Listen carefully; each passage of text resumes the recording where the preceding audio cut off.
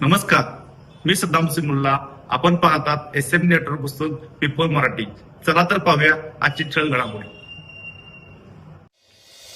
Advocate प्रकाश आंबेडकरांचा नांदणी मठाचे श्री सवस्ते श्री जिनसेन महाराजांना फोन. न्यायालयीन लढाई लढून माधुरी हत्तीला परत आणण्याची महाराजांची प्रकाश आंबेडकरांना विनंती.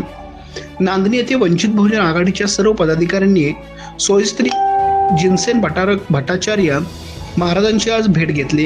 यावेळी महाराजांच्या मध्ये व सर्व पदाधिकाऱ्यांच्या मध्ये चर्चा झाली. यावेळी माधुरी हत्तीला परत आणण्यासाठी या आंदोलनामध्ये वंचित बहुजन आघाडीचा पूर्ण पाठिंबा आहे असे सांगून पाठिंबा दर्शवला.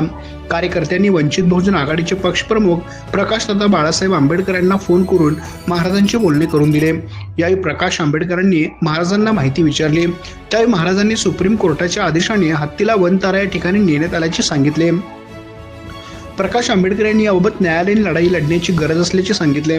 त्यावेळी महाराजांनी आपण स्वतः वकील आहात तर आपणच यासाठी प्रयत्न करा व माधुरीला परत आणा अशी प्रकाश आंबेडकर यांना विनंती केली. विनंतीला मान देत प्रकाश आंबेडकर यांनी माधुरी हत्तीला परत आणण्यासाठी मी प्रयत्न करीन अशी ग्वाही दिली.